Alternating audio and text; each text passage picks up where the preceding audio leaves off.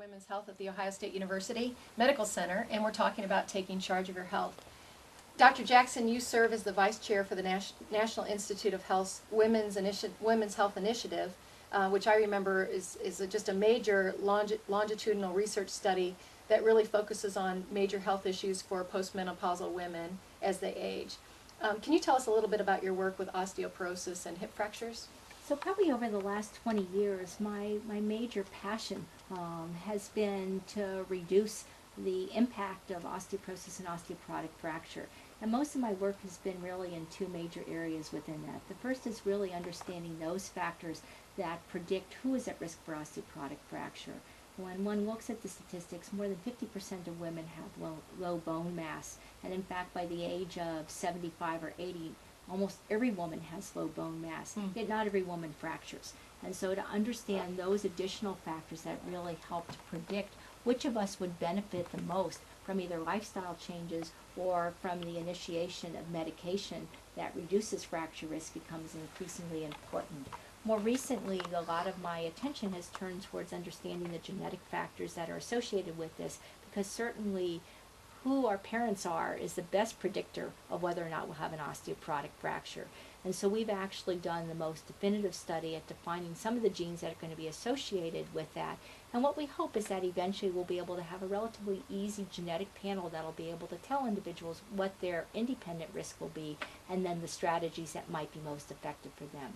I think the second major area of my emphasis has been what are the lifestyle changes, or what are the, in fact, drugs that are effective at reducing risk for osteoporotic fracture.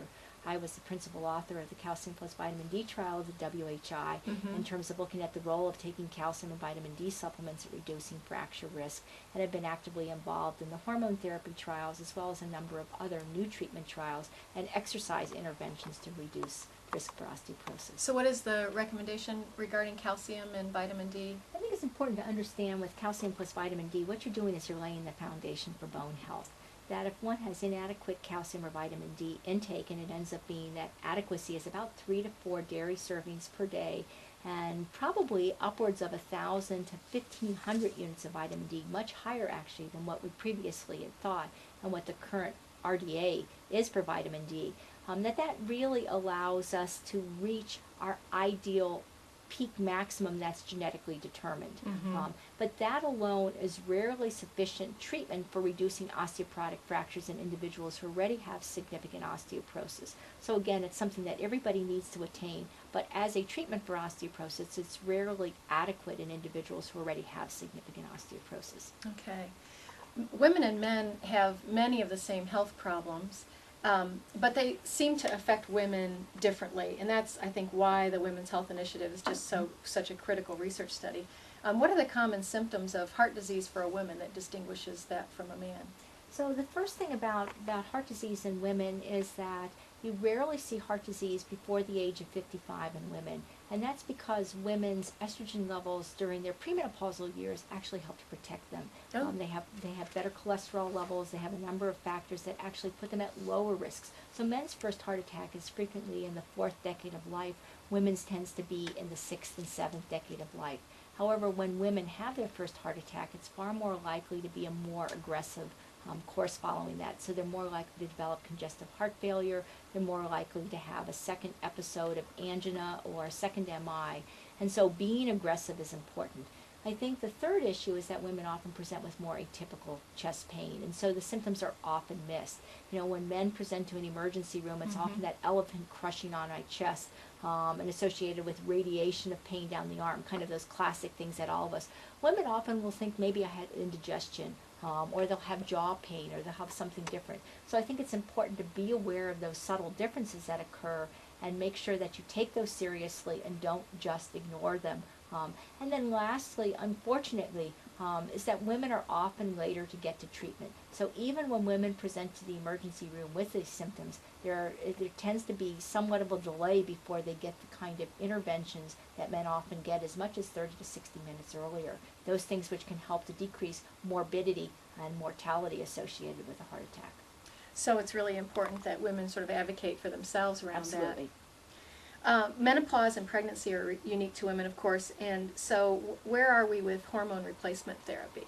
Well, hormone therapy certainly has changed a lot in terms of our recommendations. And I think where it is, and I would say that the results of the Women's Health Initiative, along with several other studies, have really helped us have a clearer picture of its role in the management of postmenopausal women's health. So for women who are having severe hot flashes and sleep disturbances and vaginal dryness and other things associated with the estrogen deficiency of menopause, estrogen is an effective drug for managing those when they can't be managed with lifestyle or other types of modifications. Mm-hmm. However, where we've changed with postmenopausal hormone therapy is we no longer recommend it as the panacea for decreasing all the health concerns that are associated with aging. So although it's a very effective medication actually for reducing risk of osteoporotic fracture, that benefit is balanced by its increase in risk of breast cancer, its increase in risk of heart attack, and its increase in risk of stroke.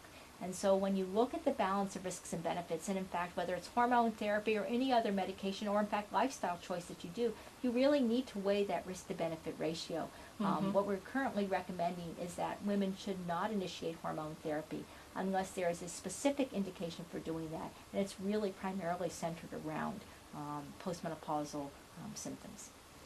Okay, I have two young daughters, age 11 and 15, and apart from trying to resist nagging them about health and lifestyle issues, my approach generally is to try to serve as a good example or as a good role model by trying to take care of myself, exercise, eating as well as possible, and just focus on that. What else can moms do of daughters, or moms and dads of daughters, to help them develop healthy lifestyle choices? Well, I think that there's a number of things. So first of all is you can actually include them in kind of planning meals and thinking about things. So, bring them to the grocery store, talk about food labels and kind of a fun way of doing it. And so make them part of the choices, and then show them how you can make healthier choices while still doing things that are fun to eat or fun to do.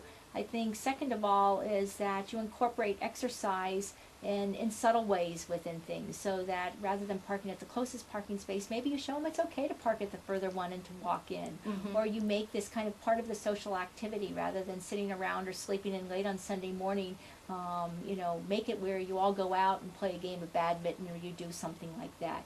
And then I think it's important that we show them about moderation and alcohol intake, avoiding cigarette smoking, and having healthy interpersonal relationships. I think that the way that you show them how you love them and take care of them and nurture them will be ways that you're setting the foundation for them to do the same thing in their lives as they grow older. Down the road for their own families.